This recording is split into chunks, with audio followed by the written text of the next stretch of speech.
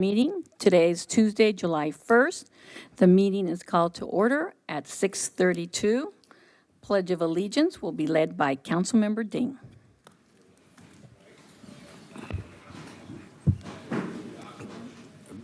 Pledge allegiance to the flag of the United States of America and to the republic for which it stands, one nation, under God, indivisible, with liberty and justice for all. Clerk, roll call, please. Mayor Menchaca, Here. Vice Mayor Chan, Here. Councilmember Ding, Here. Councilmember Herrera Avila, Present. Councilmember Wu. Here. Closed session report. Our city attorney will now give the closed session report from the special meeting held earlier today. Thank you. There was no reportable action from closed session tonight.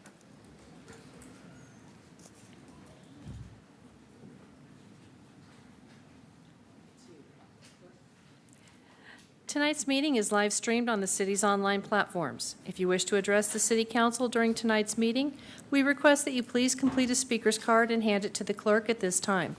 When speaking, please state your name for the record. Please note that interactions between the city council, city staff, and the public during meetings are subject to the city's rules of decorum. Approval of agenda order. Are there any objections to the agenda order? Okay, hearing none, the agenda order is approved. Okay, next item, please. Presentations. Introduction of new police department employees. Police Chief Elizalde will make the presentation.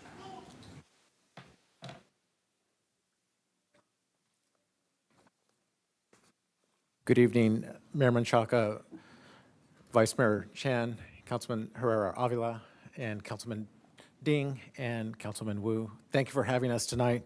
Tonight's an important night for the department, and it's always exciting to stand before you to be able to present some of our new hires and some of our tenured employees that have been promoted into new positions. So I'd like to start with Ricardo Barragan. He was hired on April 5th of this year, born and raised in Baldwin Park. He's completed his associate's degree in science of criminal justice, in criminal justice and correctional science, and also has a bachelor in criminal justice. He's graduated from Sierra Vista High School, Citrus College, San Diego State University, and he attended the Rio Hondo Police Academy. Fun fact that he plans to pursue his master's degree in criminal and tort law. And badging him tonight is his brother Jose.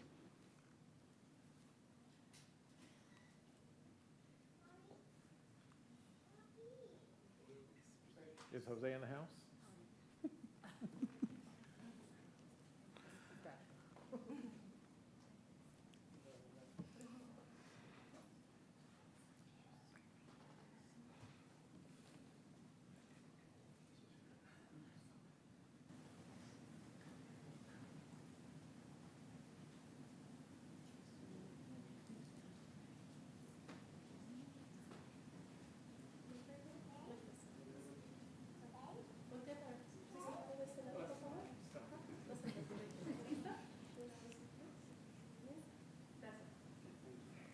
Thank you.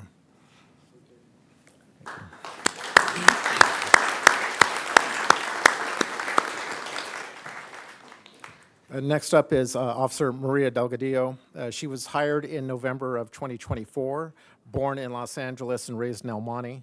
She has a AA in Business Administration, an AA in Humanities, and a bachelor's in Finance. She graduated from Arroyo High School, Pasadena City College, Cal State LA, and also attended the Rio Hondo Police Academy.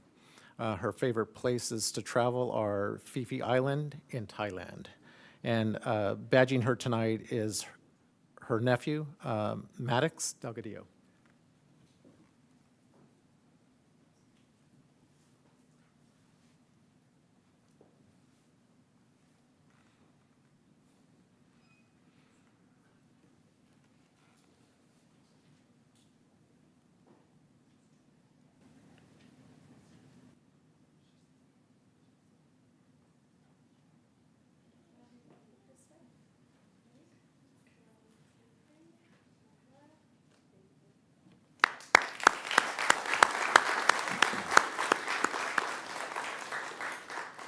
Next up is Officer Alejandro Villegas. He was hired on April 9th of this year, born in Los Angeles and raised in Whittier. He has a AA in Administration of Justice. He's a graduate from Don Bosco Tech Institute, Rio Hondo College, and also attended the Rio Hondo Police Academy. He enjoys working out and playing golf with his family. And placing his badge is his mother, Martha.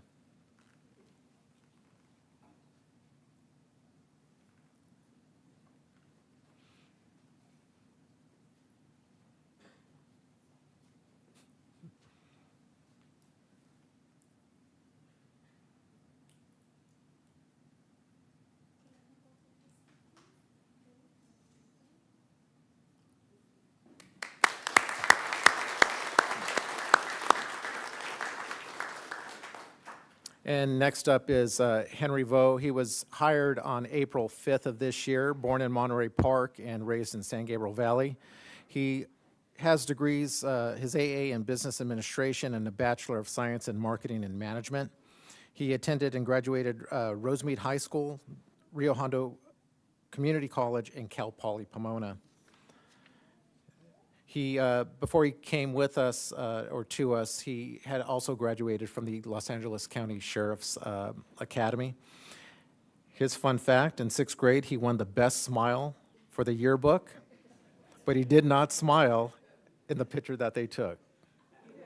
And badging him will be his FTO, Tushar Giuliani.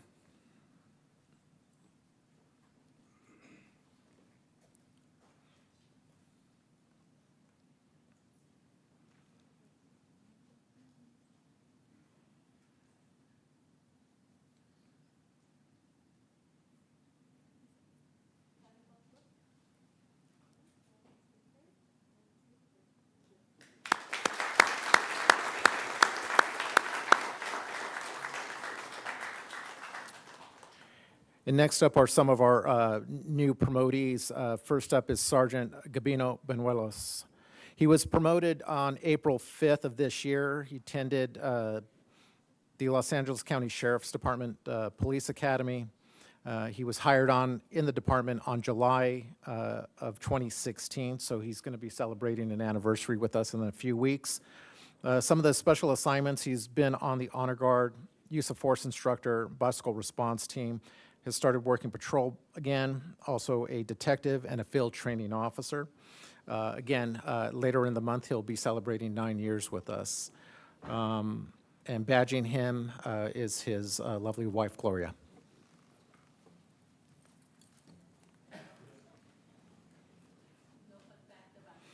Well, you know Gabino. He had too many to list. And Does he look like fun to you? He looks serious.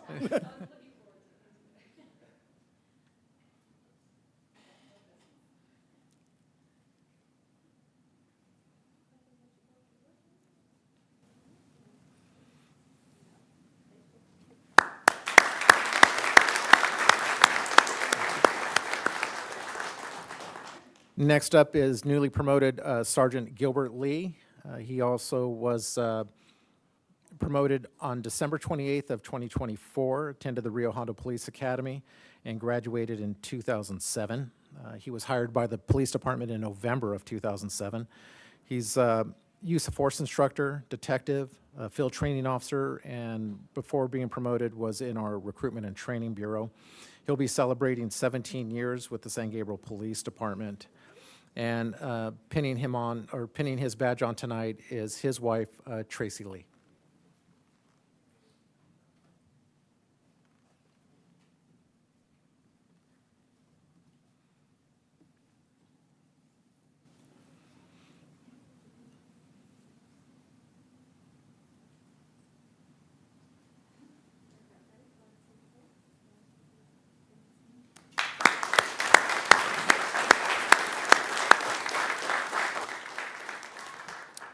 Next up, we have Sergeant Paul Puente. He was also promoted on December 28th of 2024 and attended the Rio Hondo Police Academy and graduated in 2007. He was hired on June 21st of 2008 Some of his assignments have been Explorer Advisor, FTO, Property Crimes Detective, the Tactical Training Unit, instructor, and as we all know, canine handler for Bentley. He'll be celebrating 17 years with our department, and pinning him tonight will be his daughter, Bella.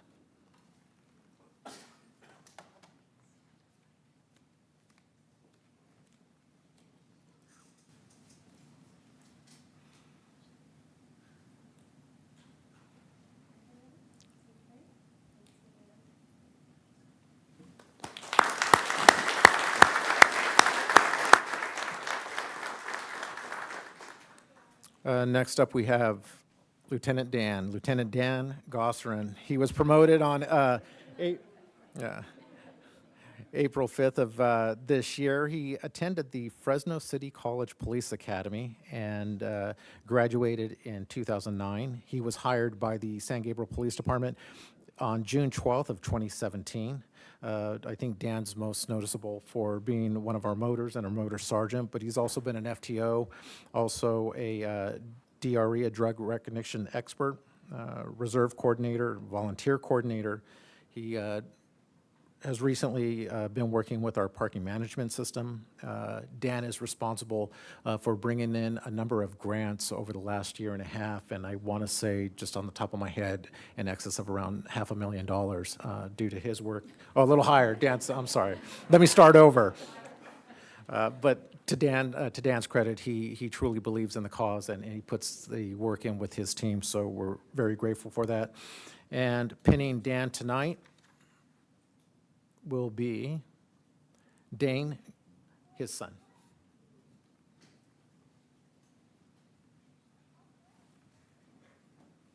Who's a little taller.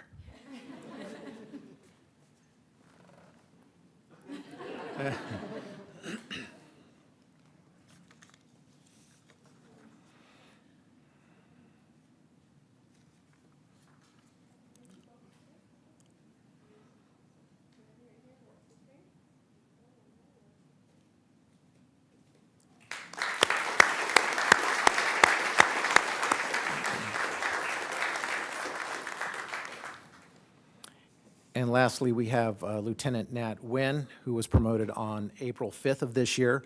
Also attended the police academy, the Rio Hondo Police Academy in 2004. That was right? Okay. Hire date was on December 17th of 2005. Nat has worked patrol. He's also been a field training officer, detective, Explorer Advisor, patrol sergeant, Community Engagement Bureau sergeant. He's now back in patrol and also managing our up-and-coming and soon-to-be drone program. Tonight, Nat has 19 and a half years with the organization, and tonight his daughter, Brooklyn, will be placing his badge on him.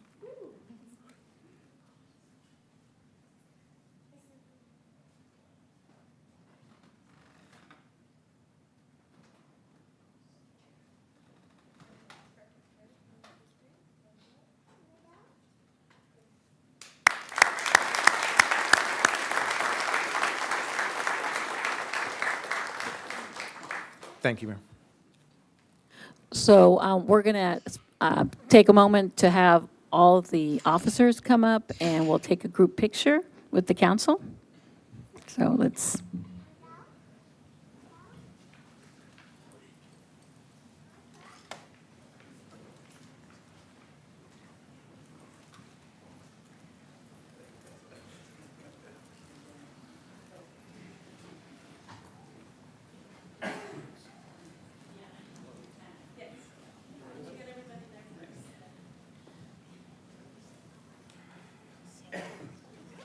Okay, I'm gonna have, actually, if I can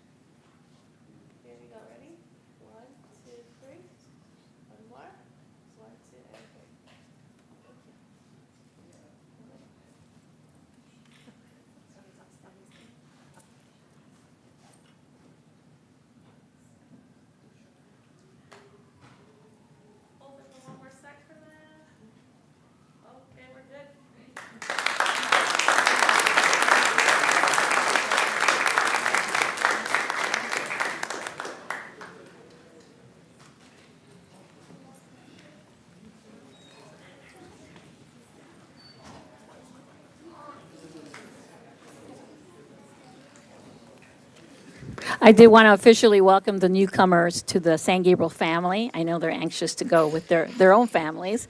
And for those who just were promoted, thank you so much for your ongoing commitment to this city. And, we look forward to seeing how you progress at your new post. So thank you so much. Okay, next. Next item. Come on, they want to stay for the boring politician end? Parks Make Life Better Month. Community Services Director Perez and Acting Public Works Director Chang will make the presentation, after which Mayor Menchaca will present the proclamation. The full text of the proclamation is available on the city's website. Okay. So whereas, well, I'm sorry, I'll let you speak first, and then I'll go ahead and recite some of the proclamation. Thank you. Good evening, Mayor and members of the City Council. We appreciate you supporting our mission by proclaiming July 2025 as Parks Make Life Better Month. The Community Services Department strives to make San Gabriel a great place to live, work, and play by providing quality programs, services, special events, and parks and facilities. We work closely with the Public Works Department, who operates and maintains San Gabriel's parks and facilities, so our residents have clean and safe places to play.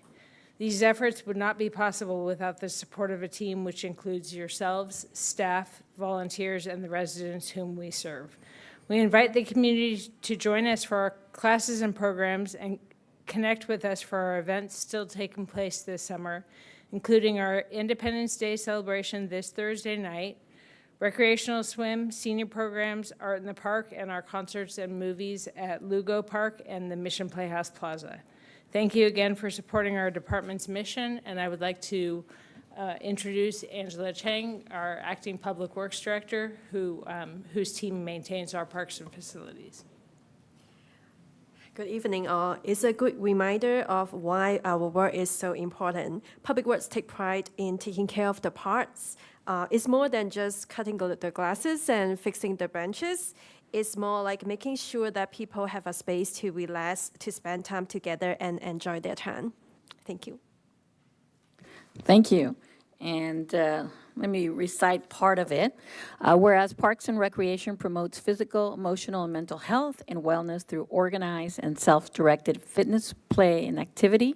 And whereas Parks and Recreation strengthens community identity by providing facilities and services that reflect and celebrate community character, heritage, culture, history, aesthetics, and landscape. Now, therefore, be it resolved, the San Gabriel City Council hereby proclaims July 2025 as Parks Make Life Better Month, and in doing so, urge all its citizens to use and enjoy its parks and recreation opportunities. So now, Council, let's take a photo with the proclamation.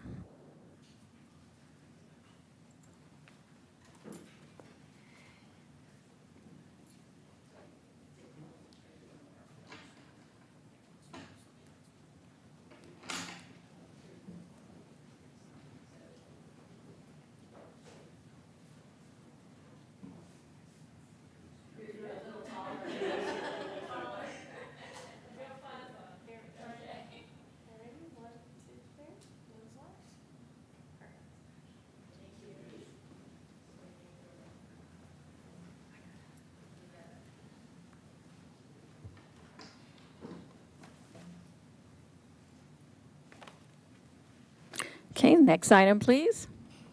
Overview of the 2025 World Masters Games and Taiwan delegation visit. Mayor Menchaca and Councilmember Wu will make the presentation. Okay, thank you. So I will kick it off. I'm assuming everyone's ready to, in the back, to begin, or you're doing it, okay. So you're ready. I just wanted to say a few words. We invite the public, everyone that's here today, to view this video. It's a memorable journey to our Taipei and New Taipei, Taiwan trip. This video highlights vibrant local enterprises, cultural landmarks, and meaningful exchanges with international delegations. Please sit back, relax, and enjoy this glimpse into our experience.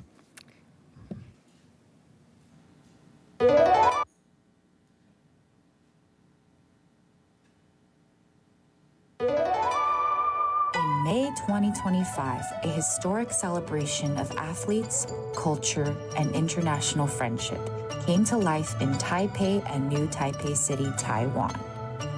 The 2025 World Master Games drew over 25,000 athletes from 107 countries, breaking records as the largest games in its history. Among the honored guests, Councilmember John Wu and I had the honor of representing the city of San Gabriel, California. This visit wasn't just ceremonial. It was a reaffirmation of the global community, shared values, and a deepening sister city relationship with Ban Chao District. For me, it was my first time in Taiwan, a deeply moving experience. One unforgettable moment, seeing the San Gabriel City flag proudly flying outside New Taipei City Hall, a symbol of connection, pride, and shared purpose.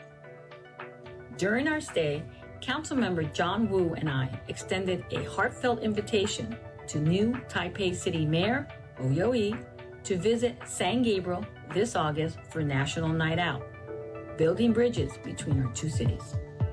Our itinerary took us across Taiwan, from the high-tech innovation at Taipei Medical University to the inspiring sustainability at New Taipei City's AI-powered recycling education base.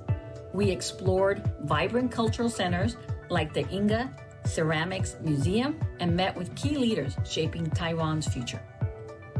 We were moved by Taiwan's warmth and hospitality, especially at the Senior Community Center in Ban Chao, where we learned about their programs that keep older adults active and engaged, from meal deliveries to rooftop organic gardens. Our hosts included high-ranking officials like Vice Mayor Lin Yihua of Taipei, Magistrate Xu Shuhua of Nantou County, and Speaker of the House Han Guoyu. The level of reception showed how meaningful this relationship has become. During this trip, we were not alone.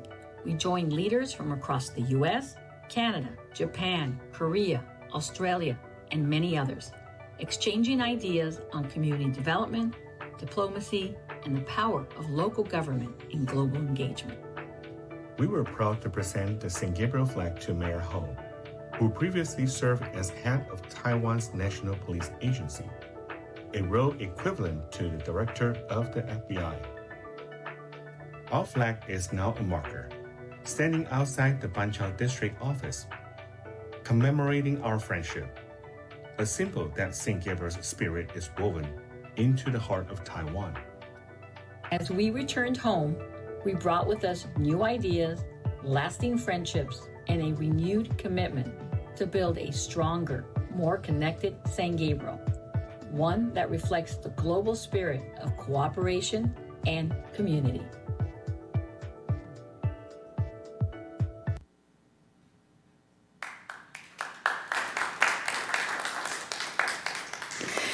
So before I begin, I have to take a moment to thank Ileana and Jessica for putting this together, for really capturing our trip.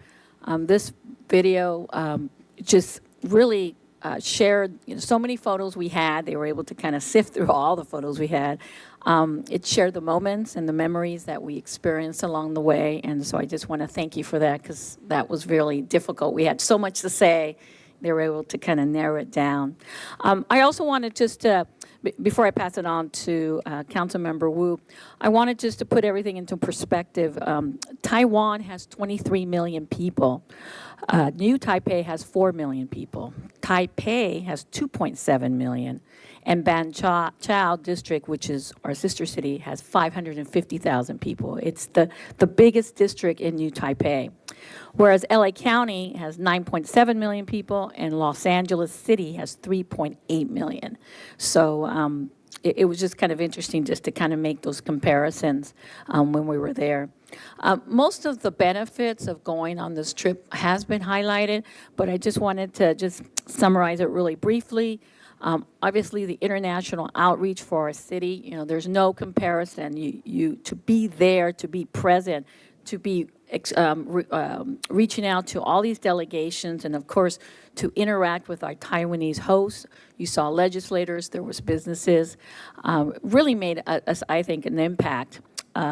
We also, while we were there, there's these lasting implications that will benefit our city, starting with tourism. We are hoping to set San Gabriel as a destination hub for the Olympics, and we were having those conversations already. And even not only just for the Olympics, but for other possibilities. So, being there, being present, answering the questions, I think, made a big difference. And of course, we talked about community engagement. That we had this here in and actually in El Monte, there was a boba tea festival, which is, a very Taiwanese drink there. And I was able to speak to a lot of the vendors that were there, the organizers, and the fact that I was in Taiwan and I could recognize, for example, the 101 building. Again, it just makes a world of difference that you have that instant connection. The cultural exchanges, we'll talk more about the lanterns, but that's something that we have something in place for the next 10 years, but having that culture exchange, there's a deeper appreciation for the shared Chinese heritage and fosters this cross-cultural understanding. Government collaboration, an opportunity to learn about city services, sustainability, and technology. One of the segments you saw there was how they too have struggles with space. It's very limited. They were very creative by having a rooftop garden. I'm not saying we're going to do that, but it's an idea. Maybe not a garden, but there's something else to consider. And then the economic opportunities, building ties with Taiwanese businesses, supporting local trade and investments. So that is my summary, aside from this wonderfully made video. I'm now going to pass it on to Councilmember Wu. Well, thank you, Mayor, and thank you, Council. Well, first of all, thank you so much, Ileana, again, and Jessica for making this video. It's really impressive. Here, I would like to say thank you very much, our Mayor, Denise Menchaca. She has really well spoken about our trip and summarized it, but she is also presenting our cities to the world so well. This time, I think, but most important is we actually can explain how we can just make a friends, and connect it to the global and different countries. And this is it's one of our opportunities. We have met the people from all over the world, and talk about the cultural part. This is so, we have a lot of things in common. So that's saying, we have like we are foodie city. But if you can find something even better, probably you can find it in the night market in Taiwan. I think the mayor really enjoyed that food there. But also, if you remember that our sister city, Banqiao District, they have made a lantern that is based, with the theme of Mission Playhouse. It's just the size as like a maybe 10 of me combined. So that will be displayed every year in Banqiao District, and to showcase that our friendship will last really long. And also, I think this is the way that we are able to make our city that can get more prepared for the coming up big games, including Olympics. There is a new airlines company that just landed in Ontario Airport. So now there are two airlines company from Taiwan. They actually have a hub in Ontario Airport, which being said that in the future, if we will be having more clients visitor from Japan, from Korea, they will transit Taiwan, Taipei, and just fly to Ontario. And we are just about the right city in the middle between the airport and to the venues of Olympics. This is a game that the World Master Games, that they have 25,000 athletes, and from the age between 30 to 105. So that inspiring us that there's no limit for all the athletes. I mean, if I wish I could have done better, which is I should prepare and lose some weight and just be an athlete and join a part of the game. So again, I think this is very productive, and then we have nonstop meeting people, talk to people, and marketing our cities to the world. And this is one of the best trips I have ever had, because I think Mayor really loved the place, and she is now connected with Taiwan Taipei, a new Taipei city, and I look forward to collaborate with our friendship, with all the world, not limited to one place, but could be expand more in the future. And thank you again for everything, and thank you, Mayor, for the opportunity. Thank you. And before we go to the next item, are there any questions from council? Councilman Wu, did you tell Marilyn Bonus about the new Chinese airline that's going to be in her home turf now that she's Ontario Airport Authority? Yeah, mention it to her, just so she'll know when she sees it. Great. Thank you. Councilmember Herrera Avila? Thank you, Mayor. Just want to say, the trip looked phenomenal, and I do see a benefit, right, when we're going and we're learning, especially when you're going to a place that you don't know, right? It can be anywhere, even within the United States. But I've been to China, I've been to Taiwan, I've been to many places, and phenomenal knowledge that you get from culture exchange and appreciation. Just want to make sure, or just mention just the stuff that you got to see, both of you. Let's bring it back and try to make something off of it. Of course, that's what you guys said, but let's really, really do that, right? There's so much like the garden stuff that's kind of different. I hope that we can create positive change, and as a body work together to do that. So thank you both for representing us well, and looking forward to many, many years of good relationships with all our sister cities. Thank you. Why don't we talk a little bit more about those lanterns? I think maybe for those who don't understand that, we have a commitment now from our Taiwanese Yes. friends. Well, thank you, Mayor. Okay, I would like to just briefly explain. We currently with 3 projects with Taiwan. The first one is the sister city with Banqiao. Another project is a sister city with Hualien County, which is a tribe, the home for 16 tribes. That for indigenous people and groups in Taiwan. And the third, and which is a very significant one, will be the contract that I, last year that signed with Taiwan Tourism Administration. We just received 3 containers, new lanterns, that for our city that will be displayed during our next year's Lantern Festival. And that has been given by been gifted by the Taiwan Tourism Administration, because they have 36 years experience on hosting the Taiwan Lantern Festival. And to me, this is a most important thing, because they are using their lanterns and make that as a state of art. And as a city of St. Gabriel, we have the priority privilege to select the best lanterns that they displayed the whole year. So that is a 10-year contract we signed. This is the 2nd year, and we got the 3 containers, 40-feet containers, and shipped to our public works building. And thank you, Angela, for coordinating that.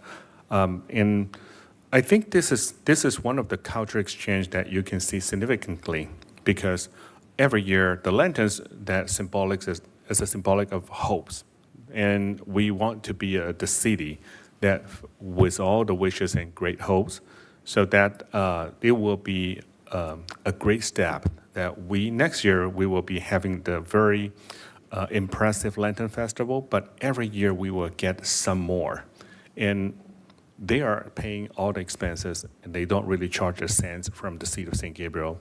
So again, they ship to us, they clear the customs for free, and they would just send it to deliver all items to our warehouse. So those are, we call a friendship.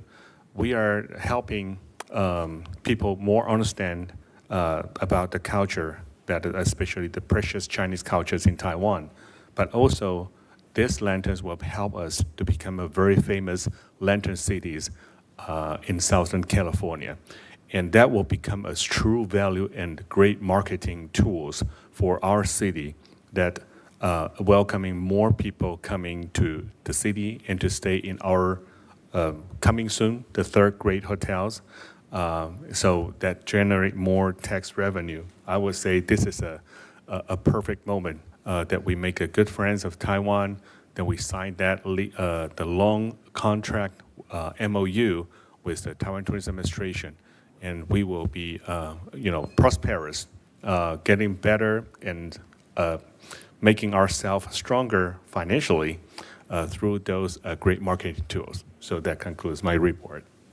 Thank you, Councilmember Wu. And I have to applaud Councilmember Wu because he has decades, I think, of relationships that he's built. When we were there, he actually saw high school friends who are now legislators. So this is a long-term relationship here. But one of the other things, too, with the lanterns, depending on what they look like, obviously, but we're also thinking that we can actually maybe use some of them throughout the year. Look at them. We've talked about maybe San Gabriel finally having some type of like Instagrammable sign, like if you go to Peru or go to Mexico City, you have the big letters. They either have lights or they're really colorful, and we put those lanterns with them. Here's the experience that a lot of our youth is looking for. So we want to build upon it, but I also went to the warehouse to look at the new crop, I guess, of lanterns, and it's exciting. And I can just think or kind of envision that we can really use them for other activities or other events, not just for the Lantern Festival. So anyway. So Mayor, if you don't mind, let me add one more. Thank you. Well, for those lanterns, before they ship to us, they showcase those beautiful lanterns in Taoyuan City this year, 2025. But because it was raining, so before they even ship out to the lanterns to us, they have refurbished, they have repaint everything, make sure those lanterns are in the best condition. And also, for those lanterns, they are willing to send their technicians to City of San Gabriel to maintain and try to fix, or if there's any damage, they will be sending people here and to do all the work for free. The third thing is they would like to share those cultural, how to make lanterns and how to give the lanterns to the younger kids, and they would love to be a part of the instructor, teaching the child and children how to make the lanterns. So every year, not only the Taiwan Tourism Administration is giving us those main lanterns, but giving us those smaller lanterns, 1,000 each year, that just giving our children for free. So it's very generous of having the friends like this. Thank you, Councilmember Wu. Okay. Oh, I'm sorry, Councilmember Ding. How many minutes I can speak? It's That's at the end. 30 minutes. Okay. It's a really good, impressed presentation for both of you, the Taiwan tourists. So that's why we are. I think after 2020, I have chance. We review our sister city and friendships the city, the resolution, how they can apply, and thanks in the Councilmember Wu, the mayor term, have the two sister city. We have a contract, so it's also this time you go there, it's really realize this kind of exchange, cultural exchange. Okay, and I really glad to see our city flag in the new Taipei City Hall. That's really great. So did you bring the new the Banqiao the flag too? Okay. Okay. All right. And glad to hear about we have just arrived 3 containers for the lantern. So Angela, so did you have a space to give it to them? If we don't have a space, we're going to try find the rooftop. Okay, they have a rooftop garden, right? Okay. And another things I really like, the council member will is always say they generous, give it to us. So that's I feel true. They use their city, the tax dollars, to support our city. Our city, it's tax-free to get this kind of cultural exchange. That's wonderful, right? So yeah, it's really appreciate this kind of you do this kind of trip, and hopefully we can continue it and see for the future. So and also 2028, the Olympic, it's very important too. And like Councilmember will mention, we have LAX and Ontario. Our city on the middle. It's a really good position, and encourage the athlete or tourists come to our city and spend money too, and then increase our tax dollars too. So we're not just a free tax gift, but we also have this kind of the things to help. But I hope we need to continue the Angela so for the keep our street clean, and then they will be coming. We need to paving the street right consistently, and welcome we're ready for welcome for the 2028 Olympic. Thank you. They're my comments. Thank you. Yeah, just a reminder, like cities like ourselves, we don't have the venues for the Olympics. So we really have to think, be very creative and find ways to bring people here. And I think this is a great path that we've created. Yeah, I always have the dream, the suggestion, hopefully we get for the federal, state, or city, always city, the fund for rebuild our city, the swimming pool. It's Olympic size, probably It's Olympic definitely a can hold it dream. for us. Big dream. That's a big dream, okay. Thank you. Okay. I see no other. Thank you, everybody. Next item, please. Public comment. This is the time set aside for members of the public to address the City Council on consent calendar items and on items of interest that are not on the agenda but are within the subject matter jurisdiction of the San Gabriel City Council. Madam Mayor, I have no speaker cards. Okay. Next item, please. Consent calendar. All items listed under the consent calendar are considered routine, and recommendations will be approved in one motion unless a member of the City Council requests separate discussion. Staff requests that item 4C be approved with a correction to staff recommendation A for authorization up to a budgeted amount of $88,000 as stated in the staff report. Okay, that was 4A. Is that correct, 4A? 4C, I'm sorry. 4C. 4C. 4C item, recommendation 1, is that, okay. Yes, recommendation 1 should be. Okay. 88K. Okay. Is there any council member who wants to pull an I item? make a motion. No, wait. Is there any council member who would like to pull an item for separate discussion? Oh, I think see you're already none. asking. Now you can make your motion. I think you're already asking. Okay. No, go ahead and make your motion Yeah, now. make a motion. Okay, what's your motion? Motion update the 4C. It's one. It's amount is 88,000. So you want to approve Yeah. move to approve the consent agenda? Yes. With the With the correction. correction for Yes. 4C. Okay, could I have a second? I'll second. Since I'm here. Okay, let's vote.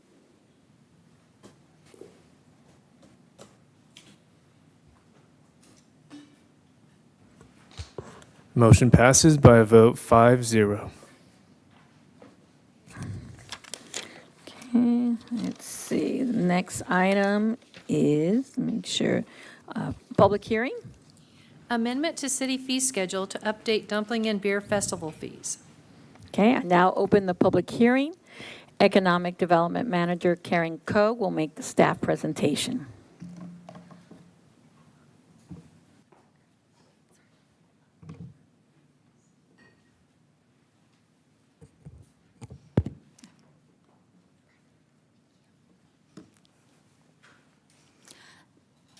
Good evening, Madam Mayor and members of the City Council.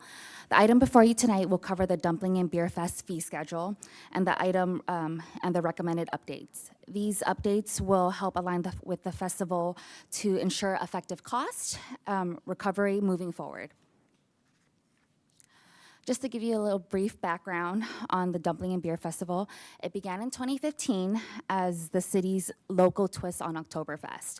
This outdoor celebration features dumplings, craft beer, live entertainment, and kids' activities. The event draws thousands from across the San Gabriel Valley and beyond.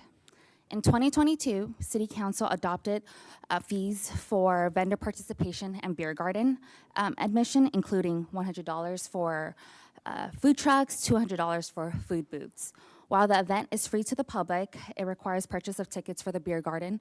As such, early bird tickets were sold at $35 and general admission for $40. Due to the growing demands on staff time, including managing the vendor application and the approval process, coordinating setup, overseeing equipment rentals, and providing support on the day of the event, staff recommends increasing the vendor application fees. Let's take a look at some proposed vendor fee updates. To help cover these rising operational costs, we're proposing the following adjustments. Food truck fees would increase from $100 to $200. Food booths fee would go from $200 to $300. This reflects the additional resources the city provides, especially the food booths, which typically require more setup, equipment, and support. When it comes to the beer garden component of the event, we've taken a thoughtful approach to both participation and pricing. To start, we do not charge breweries a participation fee. This is because they provide their own setup and in many cases generously donate a portion of their products to support event operations. For attendees, in order to ensure long-term sustainability and stay in line with current market rates, we're recommending a modest ticket price increases. Early bird tickets would increase from $35 to $40. General admission would increase from $40 to $45. These rates still position us competitively. In fact, similar regional events typically charge anywhere between $45 to $100. Staff has actually reached out to several breweries just to get some input, and they've shared that the cost is very reasonable considering that it's unlimited sampling of the breweries. To help manage capacity and further encourage advanced ticket sales, we're also proposing a new $50 day of event. Additionally, we're excited to introduce a $20 designated driver ticket.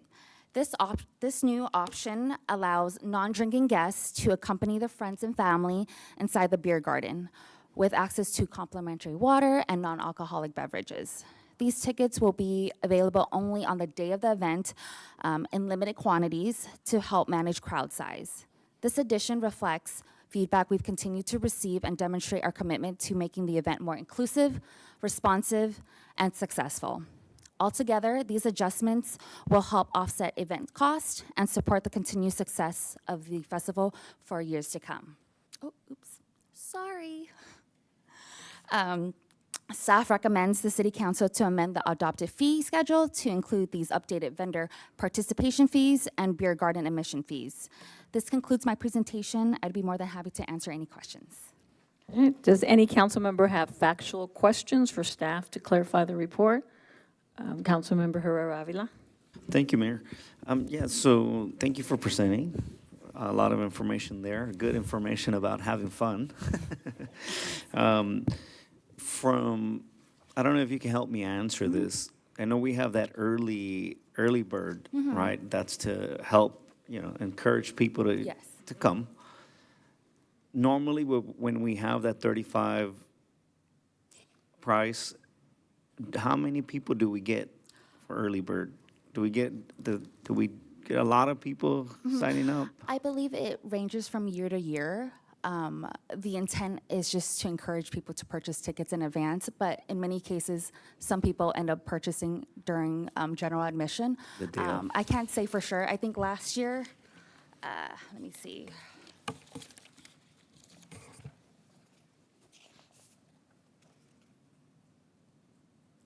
For last year, approximately 160 tickets were purchased for early bird, but in terms of general admission, it was 269. Fair, that's fair. Thank you. No problem. Any other questions? Councilmember Wu? Well, thank you, Mayor. Well, thank you for the presentation. I do have two questions. The first one is, today, the staff recommendation is to amend the city's fee schedule. So that one, for example, the food trucks or food booth, it not only happens in our beer and dumpling and beer festival. We also have Cinco de Mayo. We have maybe National Night Out. So those booths and also the food truck, is the price also increase accordingly? I mean, just because this is the fee that increase. I cannot speak on behalf of the other departments.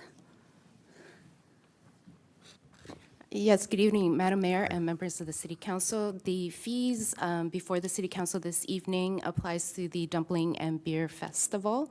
As to whether or not there are participation charges to the other events, that's to be discussed with the City Council at a different time, but the fees this evening applies to the vendors for dumpling and beers. I see. Thank you. Thank you for the clarification, because it shows the city's fee schedule. I thought that's like cover the whole city things. And second, about the increase of the food trucks and food booth.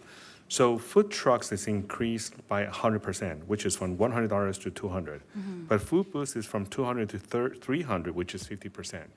So is that based on the surrounding area, the average price, or how you come up with this? I guess I didn't consider the percentage, but it's still reasonable considering that the involvement for the food booths requires more staffing, especially with their application for LA County.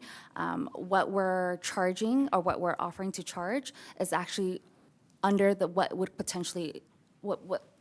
would actually cost if we were to account staff's time. So I can for sure say that the cost is reasonable. Okay, got it. Well, thank you very much. I have no more question. Thank you. Councilmember Ding? Yes, thank you to bring up the updated fee for the dumpling beer. Yeah, so the question is how many ticket will be for the beer tasting? On average, from the last several years, I believe it's about 800 tickets. But because I believe last year, 2023, the beer garden was extended to the Santa Anita Street, so we can definitely increase the number of tickets, but it's really dependent on the number of breweries that we're able to procure. Last year, we've only received 8, so that somewhat impacted the number of tickets sold. But if we can procure more brewery participation, then we can definitely increase it. And we're thinking possibly up to 900, including the designated drivers. Okay, so the last year early burn just only like 100 something, About 169. and then general it's meaning that it's paid on the same days, just 200 something. 269. So in total last year, tickets that were sold and given, including staff purchases as well, it's about 714. But again, we only had 5 breweries last year. But on our average, from the records I found, it's approximately 800 tickets. 800. Okay, so did you have the online early burn? Did you have the limit for them to purchase it? We can definitely gauge that. I think we would love to encourage people to purchase early. That helps us kind of assess in terms of layout. Do we need additional security? Do we need additional staff? We can definitely put a limit, but as of right now, what I have from last year, it's about 169. I mean, if we limit it, maybe that can encourage more people to purchase tickets in advance. So that's definitely a consideration we can do when we are releasing the tickets for sale. So this year you estimate want to sell like a 900 ticket. That would be the goal. The goal, depending on the depending on the number of breweries we're able to procure. Why our next question is, so you say you'll be limited for the early burn, for example, what's your goal? It's like 800 for the early burn? From my recollection, early bird, we don't have an exact limit. It's just more the time frame. So Okay. if we release the tickets mid-August, we might close it early September and then open it up to general admission purchases. So for my experience on I think it's 2022, we almost sold out all the early bird, the ticket. On the same days, if the people want to come in, I remember the staff told me only 40 to 50 ticket can sell. It's Mark can verify too. You are correct, Councilman Ding. We ended up reaching our limit between the early bird and the advanced tickets. Yeah. We do limit the overall ticket numbers based on the size of the beer garden. That year, our beer garden was smaller and more enclosed, and so in working with our fire and police departments and what the capacity was, we limited the number. We did have a few day of tickets so that we didn't have angry people show up and they couldn't get a ticket. Yes. We were clear in all of our social media that year that tickets were going fast and people should buy them in advance. And so we did have a few number at that day, but the intent is to try to get them sold as early as possible. So as Karen mentioned, we have an idea of how many are coming and how many we can accommodate. Okay. So maybe we can use this previous experience to encourage the people to pre-order online. So yeah, let people don't waiting on the last minute to order. Actually, a lot of the attendees are upset at that time because they cannot purchase the ticket. Yeah. So probably I suggest, okay, but this discussing, not to clarify, right? Okay. So yeah, that's just prevented this kind of situation to happen, Yes, Councilman Ding, as part of the department's promotion and marketing, there are biweekly, if not monthly, reminders either to sponsor, participate, the early bird notification, as well as when tickets are available and when they'll close, leading all the way up to the day of the event. So there is a lot of social media promotion for this. Yeah. Also, this one also. Right. Well, asking you a question also for the second, you have I like your idea for the designated driver, the ticket. So it will be effective the capacity too. So if add on there inside the grapevine, yeah. That is correct. It is limited in numbers. It is first come, first serve. It's not something that the department is actively promoting at this time.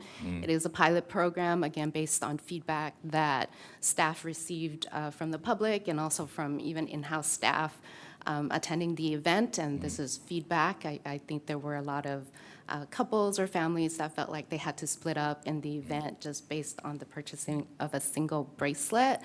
So this is something that we're trying out this year. It's either going to be successful or unsuccessful, but the only way to know was to launch it and try something out. Yeah, it's a good idea for the family of some group of people to driving safety. But I just want to find another thought. If some people, they say they don't drink, but they just want to attend it. Okay, just take a disadvantage. So whether do you can handle it to some criteria or guideline to purchase this ticket? Currently, we are considering limiting it to one per party. Oh, I see. So based on the party, if they have two people go inside the wine beer tasting, then you have a chance to get another one, right? Okay, that's a good idea. Okay, thank you. They think of everything. Well, Mayor. Oh, okay. Councilmember Wu? Yeah, thank you. Well, I remember that we have an age limit for the beer garden, which is 21. That's well, correct. we put a disclosure saying that those designated driver must be 21 as well. That's correct. All right, okay, good. That's something I would like to make sure. Thank you. I hope Waymo will be here soon. Working on it. Councilmember Herrera Avila, did you want to? I heard there's something even more impressive than Waymo coming. I don't know if you guys saw that, but that's something else, not either here or there. So my understanding for the designated driver is that there is going to be beverages for them, right? Like some seltzers or what Yes, is it that complimentary we're gonna water and have? soda. Right, so it's basically all you can drink water and soda, right? Yes. Okay. I mean, I feel if they want to come and enjoy that, I don't see this event as an event to make money, not right now. I think this is for the community. So I wouldn't like to say, okay, well, you're going to be the designated driver, only one can come. I think whoever wants to come and enjoy the experience, and it's not going to be drinking beer, why cap it? If we have the street that we can open and now we can really have as many people as we want, I think we shouldn't cap that. But that goes back to my a comment, not a question, I guess. Okay, I yield back. Okay. I just had just a couple clarifying. On the designated driver, who's providing the drinks? Is that going to be us, or are we trying to look up for a sponsor that wants to give away drinks? So we may potentially have staff, but we're most likely going to work with the breweries to assist us, just so they can, oh, okay, I apologize. Updated Sorry. news, I breaking news? apologize. In terms of the providing the drinks, what we were advised, or what I was advised, is to work with the breweries to assist with handing those out, because LA County permit, or LA County Health provides limitations, or that would require additional permitting. But we can also have like a station or like a bucket where the drinks can be set aside for those who have the designated driver wristbands.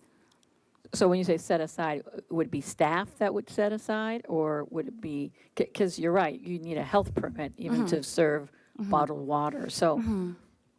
We are still working on the logistics for that, but we will make it work. Okay, so you are looking at the breweries to be the ones to provide? Yes. And then you're also looking at possibly the city? Okay. That would just help us in terms of limiting the number or the types of permits that's required. Okay. And then the other question was, I say this every year, and it's true. I've never had a dumpling at a dumpling and beer festival because the lines are so long, and I don't want to get in front. And it just seems like there's never enough food trucks or food booths, and now we're increasing it. And I know I accept that the admission fees. I get that part. But on the food trucks and food booths, it just seems like it's kind of a struggling business right now. I could be wrong. And, I would like to attract more, not less. And people are willing to stand in line, which I find shocking. I'm not, I come and I'm already fed, because I know I'm not going to ever get anything. I don't even drink beer, but it's the experience, so I go in there. But I'm just concerned with the food truck and food booth, that increase, because I don't know how how do you bring food booths and food trucks in? Because we just never have enough. I mean, we say 5,000 or whatever that number. Well, but I would say that increasing the fee we charge them isn't going to deter them, because they come every year and they sell out every year, even their high prices and the long lines. They sell out every single time. So, I mean, it's... Yeah, I was more for the new people, because I want them to come. Okay. And we just never get enough of them. And you're right, they sell out, and I see they get a little bit flustered because there's just too many people. I mean, these lines just are long. Well, I don't think the issue is that we don't get enough because they don't want to come. I think we don't get enough because we have limited space. There's just not enough space. Well, let's start shutting down more streets. All right, let's go. Let's do it. But, Let's go. But it's really, I mean. But I think they do sell out. I think they do. They more than sell, yeah. They do very well. They do very well. So it's not like I don't think there are a lack of dumpling companies that want to come. So. Okay. So is that true? Is it just the lack of space? I mean, we get X number of food trucks and we say, we're done, no more. Or is it we're just not getting enough to come? Which one is it? Yes, Madam and mayors, members of the council, if the council is familiar with the layout of the event, currently we do have food trucks that start at Mission and wind on to Santa Anita, and then the food booths line Mission Drive. So we are at full capacity when it comes to the food trucks and food booths. And if the city is to introduce additional capacity, it would require closing down a few more areas. But every year, we have full participation. Is that something maybe the liaisons could discuss, or, because what more can you close? I guess you could be on Park Plaza. I mean, you can do that, I guess, put some food booths there. You could go all the way down to Las Tunas and close that down. People could still use the parking lot by going on the other side where the hospital is, Santa Anita. But I just think, it really pains me to see people in line for so long. I mean, they're missing the experience. So what more can we do? But maybe that's a good discussion for the two of you as the liaisons. Yeah, we can handle that. But meaning my point being that I don't think we don't have enough food. It's not because there aren't enough vendors coming. We have plenty of vendors who want to be here. It's just we're limited by space. Okay. What's my point? So I'm asking that you find more space. How's that? Yeah, we'll try. So if I may, Mayor, Madam Mayor, we do have some space. I mean, right in front of the church, right? Or we can even talk to the church if we can use the parking lot, but we do have that space that doesn't have residents, as it's Junipero. Whatever it takes. Yeah. Get rid of those lines. Yeah. Maybe I'll get a dumpling finally. Get more food vendors.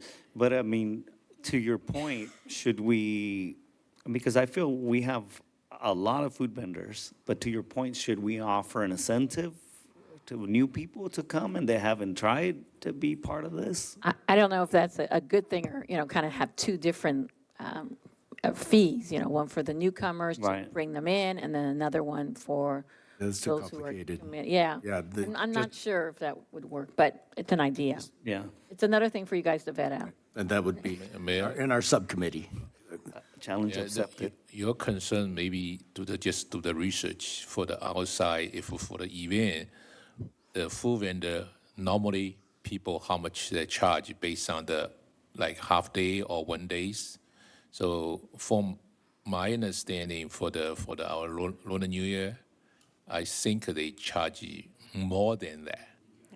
So if that's the going rate, that's great. Yeah. But again, because I didn't realize it was just space. We just need more food vendors, food trucks. I know the food truck business, it is a little rough. And it was interesting, too. There are some food trucks that don't have lines. They're not as popular. But we had them just to try out. I think it was the pretzel person that didn't have as many. But Yeah, only concern, like Councilmember Wood concern, it's we increase the food truck to 100%, and the food booth only 50%. So that's. I'm just concerned with both fees going up. So just because of that. But why don't we just get to public comment, then we'll have further discussion so we can move this along. Okay, Chief City Clerk, do we have any public comment? I have no speaker cards, Mayor. Okay, I now close the public hearing. Now it's time for council discussion. Okay, so I guess let's just focus right now for this food truck and food booth on the proposed fee. Anybody else want to suggest anything else? I think, Vice Mayor, you feel like it's a good number, you think? Yeah, I'm fine. I'm with the staff recommendation. I've said what I need to say, so Okay. I'm fine with it. Yeah, thank you. And then, Councilman Herrera, do you have any proposed fee, or are you fine with what's being? I'm fine as it is, but I would just say that, or make a recommendation for early bird to keep it 35, so there's more of an incentive. $5 doesn't seem like it's a lot, and I don't think we're gonna make that much money by what we're charging here. That way we can have a bigger pool, since we have the space now. But just a thought, I don't know how you feel about that. I mean, just $5 doesn't seem that much. Respectfully, Councilman Herrera Avila, I think even if we lowered, or I mean, we keep it the higher price, we sell out every year. So it's not like anybody will say, no, I'm not buying, I'm not coming. So I'm just saying. I hear you. But yeah, so even if we raise it, $5 or whatever, it's not like we're afraid that no one's going to show up. We sell out every year, like they said. Even on the day of, there's a few extra ones, but they get taken up, they get snatched up right away. So I'm not saying we could charge more, but we could probably charge more. Yeah. Not saying. Okay, just one second. But yeah, that's all I had to say. Okay, so you're okay. I'm sorry, what did you say about the food trucks and food booths? Did you say, Councilmember Herrera? Oh, you're fine with the way it is, okay. Councilmember Ding. If $5 is not attractive, maybe just change a little bit, just increase general admission to $50, and the day of the event is $60. The more attractive. Okay. The people buy the early bird, the ticket. 20% off, right? Okay. Councilmember Wu?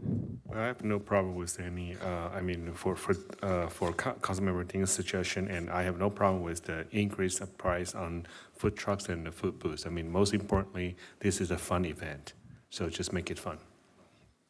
Okay. If we can get to the food.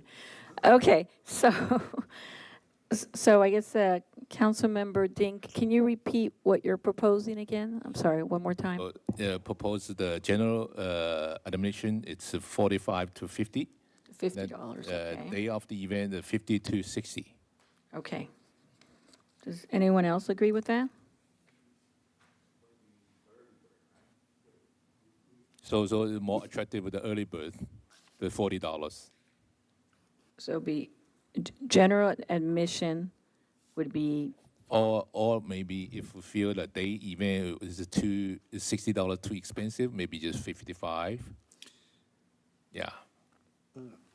okay, so early bird would be the same. Yeah. General admission would be 50, and day of event is 55. Or Original is 60. Or 60. But I'm open for the day of the event. If the rest of the council member feel too expensive, maybe just really if 60 feel reasonable, moving for the $60. Yeah. Okay, so 40, 50, and 60. But, Madam Mayor, if I may, but general admission and day of the event, wouldn't that be the same? No.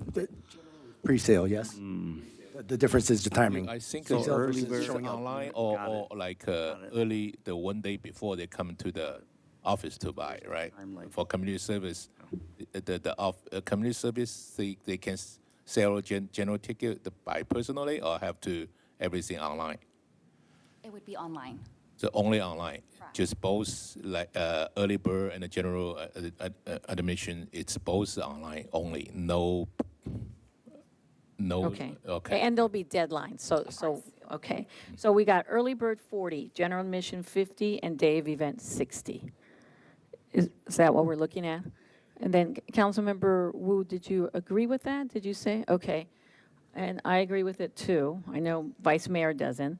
Okay. It's all right? Okay. So we have, and then back to the food trucks. Well, if no one else is concerned with it, I'm fine with the staff recommendation. But I still want to encourage that we find more space and hopefully find more food trucks. So if there's no further discussion, I'm going to need a motion with that adjustment or amendment. Vice Mayor, would you like to make it? Sure. I'd like to move to accept the staff recommendation with the amendments we just discussed, that the general admission ticket price, beer wristband ticket price would be $50. Day of event would be $60. Okay, do I have a second? I second. Okay, let's vote.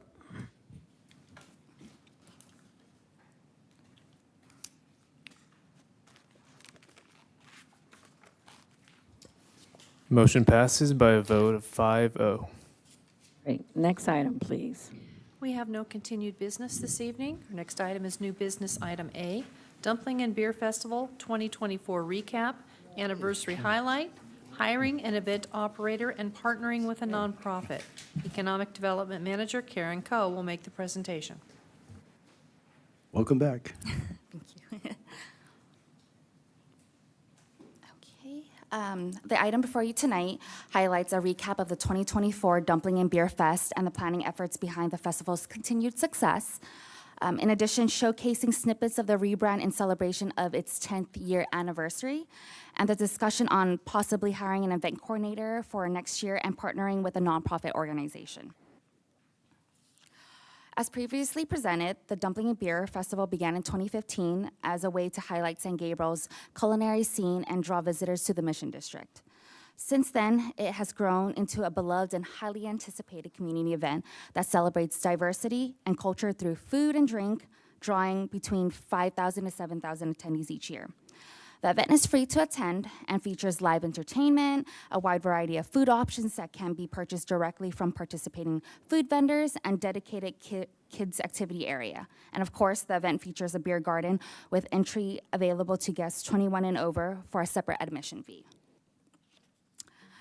To provide a recap of last year's event, it was a success, featuring 5 breweries and 21 food vendors. Due to the limited participation from local breweries, likely as a result of recent closures and logistical concerns such as schedule conflicts, and many breweries that participate in the Great American Beer Festival that takes place in Denver, the city rented a tap truck to ensure a diverse beer selection. As in 2023, the beer garden was expanded onto Santa Anita Street to accommodate growing crowds and enhance the overall experience. To support the festival's growing popularity, marketing materials were slightly refreshed with a cohesive branding centered around dumplings and beer and a rustic feel. With the help of the PIO team, the event gained a significant media attention, including coverage on KCAL 9 and ABC 7. Operational improvements also played a key role last year. Vendor applications transitioned to a fully digital process, streamlining review and management. We are also continuing that process this year. Additionally, the city partnered with La Casa de San Gabriel Community Center for the first time to assist with securing required alcohol license. Street closures mirrored those of previous years, including sections of Mission Drive and Santa Anita Street, with ample public parking provided at nearby lots. Continuing its tradition of community engagement, the festival featured booths from a range of local organizations, including the Police Department, Humane Society, Asian Youth Center, of course, La Casa, and more, further enriching the event for attendees. The festival is a major citywide effort led by Economic Development Division team, with planning beginning as early as spring. It involves year-round coordination across multiple departments to manage marketing, vendor recruitment, procurement of entertainment and equipment, and event layout. Staff work to balance the needs of the community, vendors, and the city personnel to ensure a smooth and successful event. The Community Development Department plays a key role, especially on the day of the event, helping vendors set up, managing traffic, and assisting with cleanup. Other departments also contribute. Mission Playhouse helped with stage setup, community services supported equipment setup, beer garden check-in and kids activities, public safety handled emergency planning and event security, public works managed signage, road closure, and equipment logistics, and PIO promotes the event through city media, as well as taking footages of the event throughout the night. Staff has also worked closely with LA County Public Health to meet health and safety requirements. As you can see, this is all hands on deck with staff. As the event grows, flexibility is key. Staff continually adapt, updating layouts, documentation, and staffing plans to meet the evolving needs of the festival and its attendees. Now, diving into this year's efforts, city staff is excited to announce that 2025 marks the 10th year anniversary for the San Gabriel Dumpling and Beer Festival. To celebrate this year's milestone, we've launched a complete rebrand of the event. While community development staff has handled marketing in the past, this new design goes a little further, incorporating visual elements that not only reflect dumplings and beer, but also the unique character of San Gabriel and adding bold and vibrant colors. The original logo remains, but with a slight refresh. One of the redesign includes an updated chopstick design that's consistent with the overall branding and style. As you can see on the screen, featuring the Dumpling and Beer food truck, we've added several design elements, such as subtly designing the window to include the mission and grapevine structure outline, adding a fun slogan that says, "Foldin' and Fizzin' since 2015, and customizing the license plate to include City of San Gabriel and the event date to mark its 10th year anniversary. Alongside the rebrand, we've introduced several exciting updates. Event branded merchandise like mini canvas tote bags and koozies. And if you don't know what koozies are, I just found out as well. They're essentially beer soda can sleeves. We've also updated the sponsorship package with more benefits and visibility, such as including the company logos on additional marketing assets such as banners and merch, and reserved front row stage seating. We will be adding a community art contest in partnership with a local nonprofit, encouraging youth to create artwork inspired by Dumplings, San Gabriel, and the 10th year anniversary. We'll also be offering raffles and giveaways to enhance the attendee experience. And finally, the 10th year business highlights, where local businesses also celebrating 10 years in San Gabriel can offer 10% discounts through exclusive festival coupons. Staff has already done some outreach, and we're waiting to hear back from potential participants.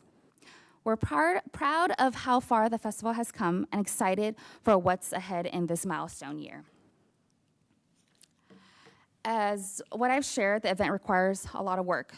In 2015 and 2016, the city hired Collaboration Creative and Marketing Agency, also known as KCM, which cost about $11,500 each year. They helped coordinate food vendors and manage beer tasting operations for the Dumpling and Beer Fest.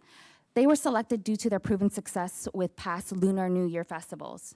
By 2019, their quote rose to $21,400, reflecting the increased complexity of managing large-scale events. However, City paused further engagement due to the onset of COVID-19 in 2020. This trend demonstrates how labor-intensive and resource-heavy successful event planning has become.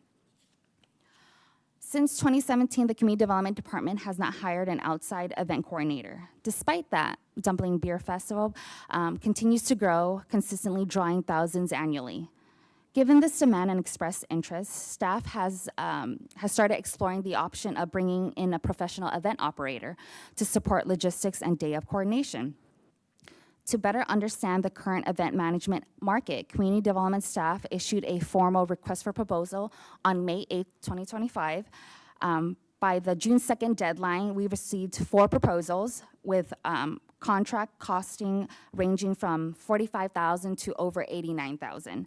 These proposals include full-service offerings such as staffing, equipment rentals, and on-site event management. However, all submitted bids exceed our current event budget of $30,000, which has traditionally only covered essentials like entertainment, setup, marketing, and not staffing. In summary, the submitted proposals highlighted a growing need for more extensive support to deliver a high-quality, safe, and well-managed event. Although the costs are higher, the services offered would significantly reduce staff burden and enhance the attendee experience. This gives us an opportunity to reassess our event funding and explore long-term strategies for sustainable event operations. Lastly, I wanted to share a little bit about event partnership. Historically, the city has partnered with a local nonprofit organization to assist with managing the alcohol beverage control license, because they are the only organization that can obtain a one-day ABC license. The city partnered with the former Chamber of Commerce in 2015 to 2019, as well as in 2021. In 2020, the festival did not occur due to the pandemic. In 2022 and 2023, the city partnered with Asian Youth Center. The AYC helped bring local awareness to the Stop Asian Hate campaign, which was conveyed in much of the event's marketing. In 2024, the city partnered with La Casa de San Gabriel Community Center. While it may seem unconventional for a youth-focused organization like AYC to be involved in an event that includes alcohol, their role is not related to the beer component. Rather, staff recommends partnering with AYC due to their demonstrated capacity to assist with the logistical elements, such as successfully obtaining the ABC license in the past. Additionally, this year marks the 10th year anniversary of the event, and to celebrate the milestone, staff will be incorporating a youth-focused art contest. AYC's strong connection to the local youth through their programming makes them an ideal partner for engaging the community and supporting this new component of the event. Before I finish up,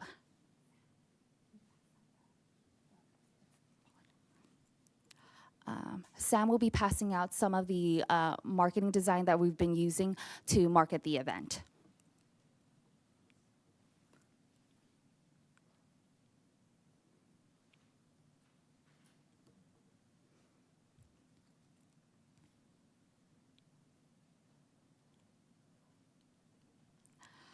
Staff recommends that the City Council receive and file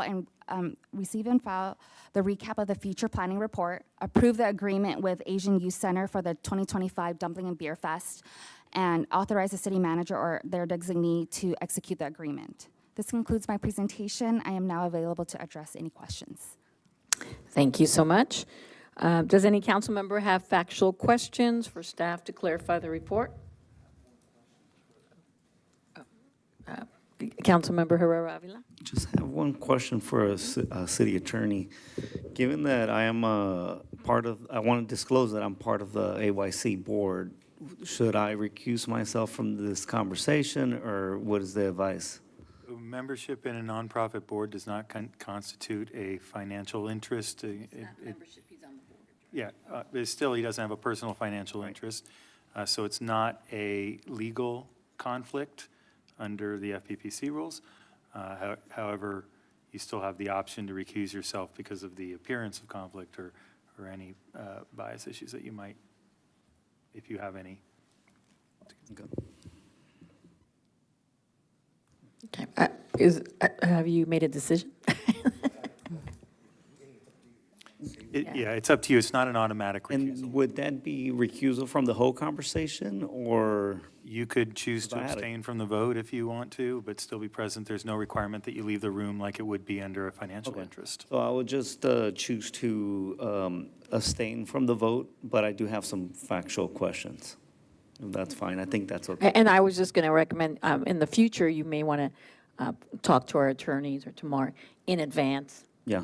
So you have time to also make decisions as opposed to just. Yeah. I mean, fortunately, it's one I recently had to deal with, so it had. Right. Okay. Right. Oh, your questions then? Okay, so now I have factual questions. So good job on the flyer, by the way. Thank Good you. job on your presentation here.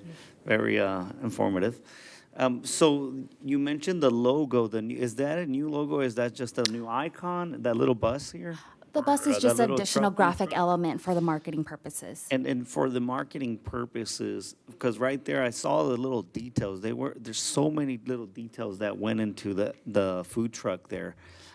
So is this going to be blown up, or how are people going to be able to enjoy the little It will be details? featured on our step and repeat during the event, and potentially some of the street banners, Got it. Okay, thank you. and as well as our merch as well. Vice Mayor Chan? Thank you for the great presentation. I guess my first question is, so we didn't buy an actual bus for this event? Unfortunately, no. Maybe next year. Budget item for maybe next year. Other questions. When you mentioned the merchandise and the swag, like the tote bags and the beer koozies, will those items be for sale at the event? Is that what we're talking about? We may potentially provide a limited amount for some of the merch to be sold, but we're also giving it away. So part of the sponsorship package, we do allow for the platinum sponsors to have their logos on the mini tote bags or some of the marketing merch as well, which will help cover the cost of the materials or the merch. Oh, okay. So not directly selling to participants? We will, but I think it would maybe be a very limited amount. Okay. Because that might be, well, we'll have to work out the math, but I think a lot of our big fans would not be opposed to buying some of the branded stuff. Second question is, yeah, I know part of the staff report was the RFPs that we requested and received, and then the observation that our whole annual budget for this event is $30,000, but the lowest RFP we got, or response that we got, was in the $45,000 range and just going up from there. Correct. But I guess that's not, I mean, what we need to decide tonight won't go as deep into this, but maybe I'll suggest that, and I agree with you that I think staff should run the event this year, but maybe in planning for next year, besides the RFPs, maybe staff can do some kind of analysis as to, even though it may cost more to hire this company, because the cost of these event coordinators doesn't take into account, because that's just the raw cost they're going to charge us. It doesn't consider how much staff time the city would save by not having to deal with it, and whatever benefits from whatever other projects that you have going on in your department, and the benefits of that. So again, that might be a more complicated analysis, for future years just to consider. But yeah, that's all I have now. And then also, I guess related to that, the considering if in the future for this event we can start charging more, in which case our city would make more money than enough to cover whatever expense that is, and so that we wouldn't end up losing money, if our revenue stream from the event can cover whatever the increased expense stream is. That's definitely something we can consider, Vice And Mayor. that'll be a more complicated analysis, but just something to think about for the future years for the event. Thank you, Vice Mayor. And I want to add to that, because I was thinking the same thing, is also maybe doing an analysis, because I'm looking 45 to 89, that's like another staff member, even part-time staff member. Would it make sense to maybe hire someone part-time or maybe full-time doing other duties, using that money for that purpose? Because it seems like we just keep having all these events, not necessarily in your department, but your department's so small. But, is it time to maybe hire someone that this is what they do? They can help community services, or they can help your department. But these activities, each one, as wonderful as they are, it just takes so much time, and it pulls you from your core responsibilities. So anyway, I kind of along the lines about doing this analysis for next year. Thank you, Mayor. Councilmember Wu? Well, thank you, Mayor. Well, thank you so much, and I like this design as well. Now the San Gabriel is not only the city with a mission, but city with beer. And dumplings. Is that a good slogan? Everyone's at the During the- comedian tonight. During the Lantern Festival, then city with the lanterns, right? Well, so I think I do have a couple questions. The first one is about the options available for increasing the variety of the beers for the festival. In your report, it was noted that due to the limited participation from local breweries, potentially caused by recent business closures and scheduling conflicts. In that, has city considered including more international beer brands, such as like a Qingdao from China, like a Taiwan beer from Taiwan, or popular Japanese brand like Sapporo, Asahi, like a Kirin Ichiban? It sounds like I'm a good drinker. But I do have those questions from our visitors and the fans of the Dumpling and Beers Festival. So I wonder that, do you open those options? Because been so many years, it's only like limited to those beers, but we have different group, and they are, actually I do have a possible sponsors, or the vendors that will be providing the beers. But I mean, that could be another regulation. If that will be something is workable, then probably I would just have, for example, Taiwan Tourism Administration They are pretty resourceful. They probably will be able to get those sponsors for this event to promote the beers. That's definitely something that we can consider, because I believe in the past, maybe in the first couple of years, Sapporo has been a part of the event. There was also a Filipino brewery as well. But currently, we've been in the past couple of years, it's been local breweries, mainly in Los Angeles County, but staff has actually gone out to reaching out to breweries in Orange County and San Diego as well. So we're extending it just to make sure that we have a wide selection. Yes, ma'am. Councilman Wu, what I would add to that would be that the emphasis is on breweries, so Breweries. businesses that brew craft beer. And if the outreach is to be expanded, it can absolutely be expanded. But currently, the focus is on breweries. So start with microbrews, I think was what you mean, like local microbrews. That's correct. Instead of the big corporate. But don't they But we may expand it to corporate, I guess. But Right, I mean, if we are able to provide more varieties, choices of beers, that could make our event even, more interesting. And another question. I'm not going to say no. You don't say no. I'm not going to say no. More space, more beer. Yes. Well, and also, I think it's very exciting to see that our city is planning to have something special and refreshed for our 10th anniversary in St. Gabriel Dumpling and Beers Festival. But it's already in July, and I would like to see, do we have sufficient time to finalize the design of all marketing materials, including updated logo, you said graphic elements, and that reflects the city of St. Gabriel? Do we have enough time? Yes, what you see before you is designed by Karen. Oh. So any very confident updates, for any changes, any additions, they're all Okay. Karen. That's good. And also about the event branded item, you said tote bags and cozies. So are we going to order, are we, the city, ordering that from the vendors, or how that works? Is that sponsors, or we actually order that from overseas to reduce the cost? We just purchased that over online vendors that do provide it at a reasonable cost, like mini tote bags that would be purchased online. Koozies, we have a local vendor that may be able to assist us. And speaking of koozies and breweries, in order to kind of encourage more brewery participation, breweries that are participating, their logo will be included on the koozies as well. Do you have the deadline for that? Yes, there is a deadline. I believe it's mid-August. Mid-August. I see. Okay, well, thank you. That's all I have for now. Thank you. Thank you, Councilmember.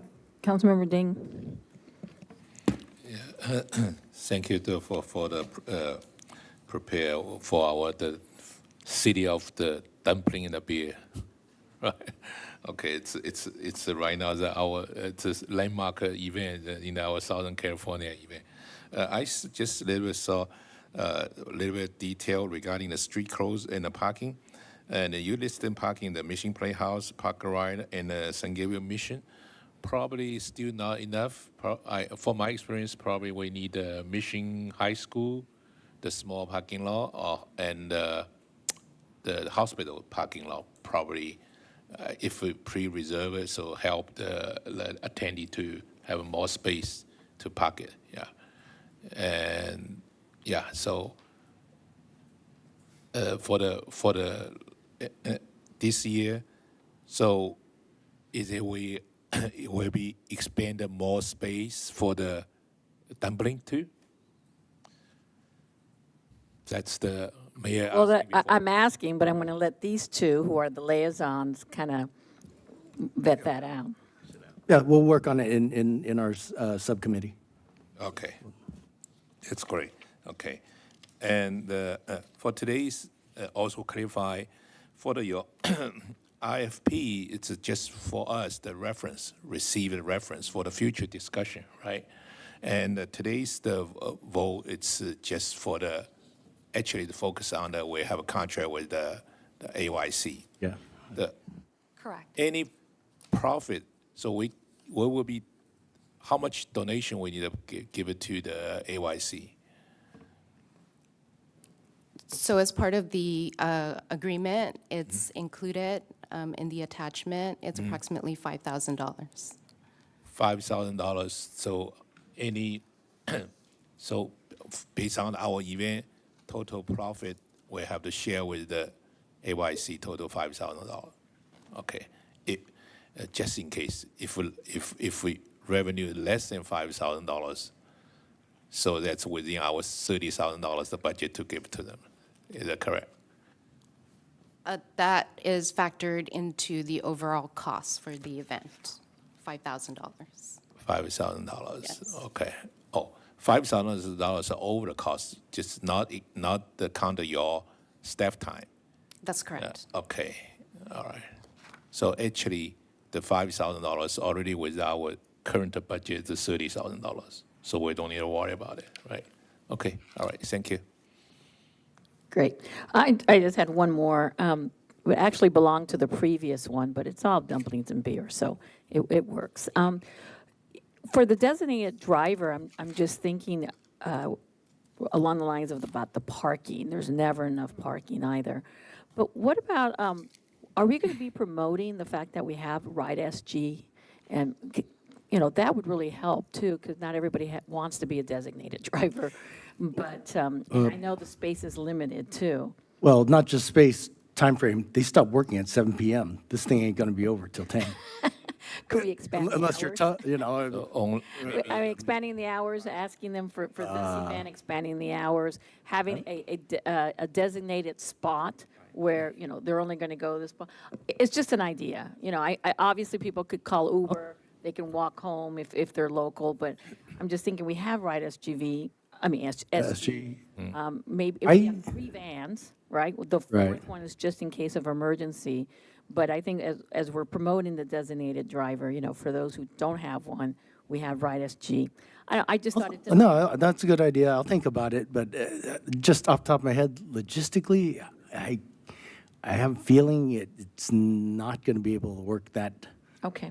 That effectively, especially if we have a lot of, or, you know, not even a lot, say 10 designated drivers, designated drivers or people. Or non-designated drivers. Yeah, people, designated riders, I guess, riders, I want to say. Yeah. And just within using the parameters, even if we did extend the time for that one day, if we're still dealing with the parameters of getting around the city and how much time it takes to get individuals around the city, it may not be logistically, yeah. Yeah, and if everybody leaves at 10 o'clock, we're not going to have enough vans for everybody who leaves at 10. Well, we might have enough, in terms of pickup, because everybody's getting picked up from the same place, but then where's everybody going? Yeah. And then that's where the various drop-offs, and assuming that everybody in the van lives in San Gabriel, you know, which is regular Ride SG, you know, because they're only allowed to go within the city. Mm-hmm. So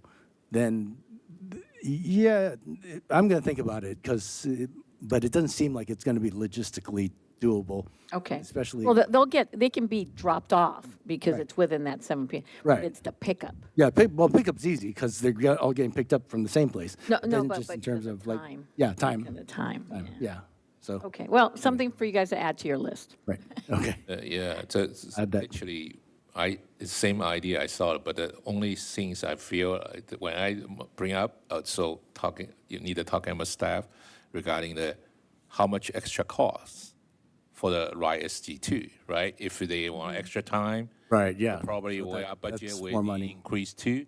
So I think maybe you can do the study, how much costs. So if reasonable, probably we can let their subcommittee to make a decision, right? Or have a designated Uber site too, because just like the airports, at least I'm not sure about LAX now, but definitely like when I go to New York, there's designated areas where this is the only place you can get Ubers, and so maybe we can have a designated place. It's just anything to help with the parking, because it is just. I mean, there's 5,000 people plus, and that's a lot. Yeah, and that's not just for that night.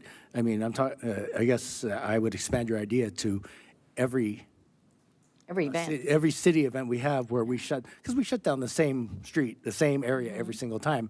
So yeah, maybe for the future, we would have a specific like a signpost that says Uber or Lyft, your ride share, stop here, because you know where we're going to shut down the street anyway. So somewhere in front of City Hall or that little Kirby area there. But that's maybe another discussion regarding public That's works good. and It's a good idea. feasibility to do that. Maybe we can use another small parking law to do that too. I Yeah, know. it just makes it easy for everybody. I think they Yeah. just know Yeah, this is if- the place as opposed to Yeah. Uber drivers all over Yeah. the city. I think, for example, the St. Gabriel Mission High School, their parking space, probably you can use when you do the promotion, you can say, hey, this area, I just suggested, okay, for the Uber drive, they can drop off the attendee to the event. So probably the help. Maybe there might be also reduce the cost too.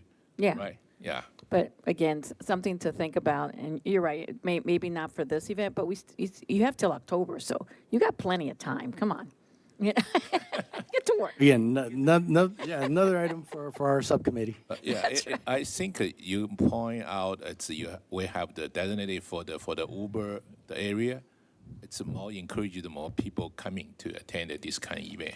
Yeah, they feel, oh, you have the designated area to do that. I mean, it's something important. I know that we've had those discussions when we're talking about energizing our mission district. Less people want to have their cars. We want them to walk, bike, but also Uber. Yeah. So because we don't have parking, we're Not just parking. Uber, Lyft too. Oh, okay. I'm sorry. Uber, Lyft. Ride share as a generic. Ride share, yes. Generic ride share. Thank you. Okay, if there's no further questions, it's now, let's see, Chief City Clerk, do we have any public comment? I have no speaker cards, Mayor. Okay, so now it's time for council discussion or motion.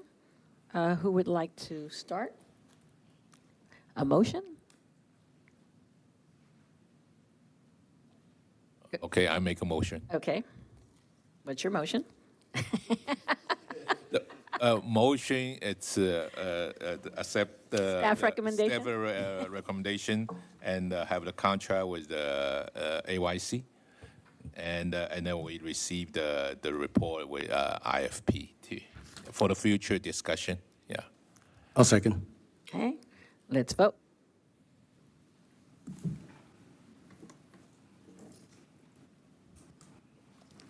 Motion passes by a vote of 4-0, with Councilmember Herrera Avila abstaining. Okay, City Manager's report. Thank you, Madam Mayor, members of the council. I just wanted to take a quick moment to introduce to the council our intern that we have working in our office. Ethan Yoon is making his way to the podium. He is a college sophomore at UCLA right now. He's between his freshman and sophomore year. He's going to be working with Ileana Flores and also the rest of our city team. And I'm excited to say the project he's going to be working on is we're working to create what we're going to call a city academy, similar to what PD does for their community academy, but it's going to be focused on all of the city operations. So somebody could learn about all of the different sides of the city, maybe even be a primer for somebody who wants to be one of our commissioners, that they can get educated on the different operations and become more city focused. So Ethan's going to be working with us for the next 6 to 8 weeks, working with all the departments, learning about what we do, and hopefully he'll walk away with some understanding of local government and we won't scare him too much. Too late. Did you want to spend a few moments to share about yourself? Yeah, so good afternoon, Mayor, Vice Mayor, and council members. My name is Ethan Yoon. I'm a rising sophomore at UCLA. I'm studying political science. Good school. Yeah, go Bruins. Yeah. Yeah, I just wanted to sincerely thank you for this opportunity. As someone who has grown up in and just been shaped by this community, it truly means a lot to be able to give back through this internship. I'm grateful to be a part of this team that's working to make San Gabriel better, and I'm excited to contribute however I can to support this city's growth and the people who call it home. Thank you. Excellent, nice and short. Did you say you live in St. Gabriel? I'm sorry. Yeah, I've been here ever since I was a kid, born and raised, and I live near Washington Elementary, so. Okay. Yeah. Okay, so you went to Jefferson Gabrielina? or- Yeah, that course, yeah. Great. Go Eagles. Yeah. We agree on that one. But, well, welcome to the team, and I'm excited for Ileana and for the city to have someone like yourself here who's, who understands our city, who's been raised in our city. So welcome aboard. Thank you so much, yeah. You're welcome. Okay, thank you. Okay, any more, city manager? That's a good report. Okay, council comments and conference meeting reports. Who would like to start? Vice Mayor? Yeah, my mic's already on, sure. All right, nice and quick.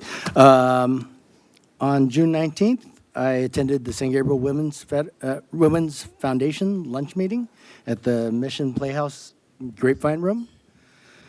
On the 21st, I attended a San Gabriel Police Department block captain's breakfast meeting at the Mission Playhouse to discuss public safety concerns in our city. Also, later on that day, I attended Athens Disposal, their compost giveaway event at Smith Park. On June 22nd, I attended the Active SGV Mission at Twilight event. That's the walking, running, biking event, scootering, I guess now, that goes through 3 cities. And this year, it was our turn, San Gabriel, to be the host city where the festivities began. So it started here, and it goes through Alhambra, and at the other end is South Pasadena. And I walked all 5 miles, so it was some good exercise for me. I need it. On the 24th, I attended a dinner event at San Gabriel Elks Lodge to honor our San Gabriel resident, Mary Garcia. On the 25th, I attended a block party on the North Pine Street neighborhood. On the 29th, I attended a meeting at Blossom Market Hall. It was hosted by an organization called Calhaven. It's an organization that's focused on public safety and mental health assistance. And just one last thing, as a reminder, this coming Thursday, July 3rd, 2025, at around, 5:30 p.m. to 9:30 p.m., San Gabriel is having our 2nd annual Independence Day drone show at Gabrielina High School. So please, if you'd like to come, it's free, but the city asks that you go online to the city website. No, we don't. Oh, we don't have to RSVP? You just show up, like out of nowhere, like a homeless guy. All right, sure. All right, I'm gonna show up. So I guess we don't have to RSVP anymore. Okay, well then, I hope to see you all there. And that concludes my report. I yield, Madam Mayor. Great, thank you. Who would like to go next? Councilmember Wu. Well, thank you. So I just, again, very simple. Wherever Vice Mayor went, I was there as well. Well, so including the Women's Foundation Luncheon, the St. Gabriel Block Captain Breakfast, Active Street Mission at Twilight. We've been there. That is all the event I have attended. But also SGV COG, that Mayor and I, and also Councilmember Ding were there. Actually, I think, yeah. So that was a great event. But on June 26th, Councilmember Ding and I attended the concert and movie, A Melody of China, and the Asian Art Talents Foundation in Mulan. I think I would like to special thanks to AATF. It was a very short notice that they were able to find good and many dancers and groups that to perform. And that was just very amazing. They were able to bridge the time between the main show and the movie time. So I would like to just special thanks to the AATF. And also, Thursday night, I would like to thank our major contributors, which is the sponsor, the Athens, and also I would like to thank St. Gabriel Sheraton for their generosity on supporting our event. And July 3rd for the drone show. So that concludes my reports. Thank you. And it's your drone show and light show. Yes. So it'll be 20 minutes. Okay, Councilmember Herrera Avila? Thank you, Mayor. I'll try to be quick. June 18, I attended the Congressional Youth Advisory Council that Congresswoman Judy Chu had. On June 20th, had a special meeting with Superintendent Dr. Denise Jaramillo just to build those relationships there. On June 20th, also attended the SGVEP and SGV COG on the Legislator networking reception, June 22nd, along with everybody here, I believe. You were out, right? Yeah. Attended the Active Streets mission at the twilight. Then I attended on June 25th the Woodcraft Ranger SGV open house. Visited their West Covina office to explore the youth development program that they have there, that they're offering across the SGV. June 25th, I also attended the block party along with many of the colleagues here on Pine Street. A special thanks to the block captain, David Munoz. Great event. I'm looking forward to many more of these. And the fire department and the police department, very good experience with the fire department actually showcasing the one of our engines and people jumping on, and I think they enjoy that very, very much. June 25th, SGV COG president reception, attended that. June 28th, I attended the ARRL field day. It's to observe in observance of what they were doing with radio communications. They were teaching the community how this operation works, and there was a lot of Boy Scouts there and had a lot of fun. Two more things. I heard it was council member Ding's birthday. How do I know? Because my wife shares the same birthday, so I want to wish Councilmember Ding happy birthday. And then also wanted to see if I can get a little bit of support. I have a proposition for the council. I was talking to Mark about this, but I know many of you support the youth as well. And I know that some cities, they do the Pledge of Allegiance and they invite like schools. I think there would be a good opportunity to have many people from across Garvey or whichever schools that we have around here, and invite them to do the Pledge of Allegiance and kind of change it up instead of us doing it all the time. I think it would be a good opportunity for the youth to come out here, and for the parents as well. Want to see if I can get some support on that? Yeah, then all in favor of it, if you can get these kids to come to dopey meetings like this. Well, they can leave right away. Oh, no, that's no fun. You got to force them to stay.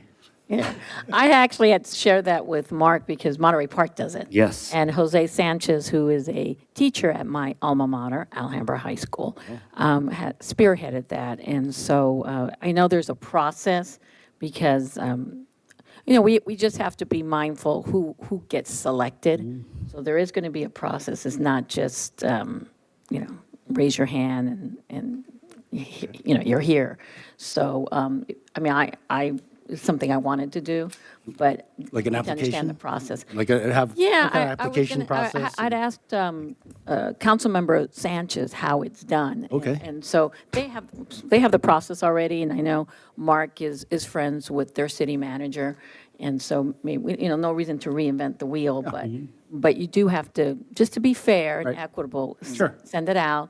We would do some social media, get the applications or submissions, whatever it's called. We would have to discuss an age group. It would have to be within the boundaries. We only have one school now in Garvey.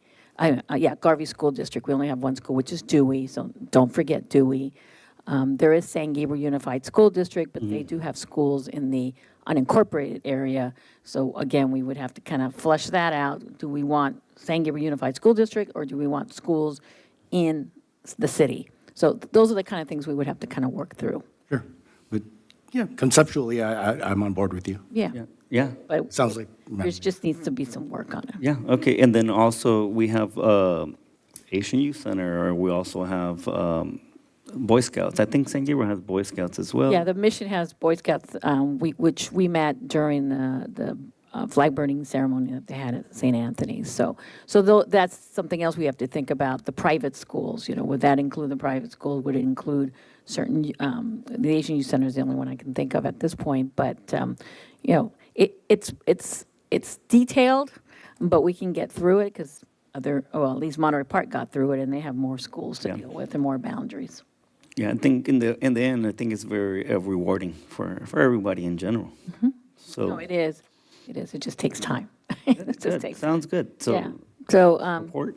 any other, no, I'm sorry, did you, You finished? well, no, well, we got 3 votes, so we really don't need you. I just want but- to caution it. It's not an agendized item Yeah. here, so we shouldn't be taking any formal action on it. No, well, No, it's no, just no. more direction. But We'll call it direction, how's that? taking some consensus on a concept here. Okay, Or if you want to consensus. discuss it, to put it on a future agenda. Okay. Okay, well, I guess we don't really, okay, so you got We got our consensus. 3. Yeah, you got your 3. All right, is that, okay. Thank you. Councilmember Ding, How many minutes? let me start.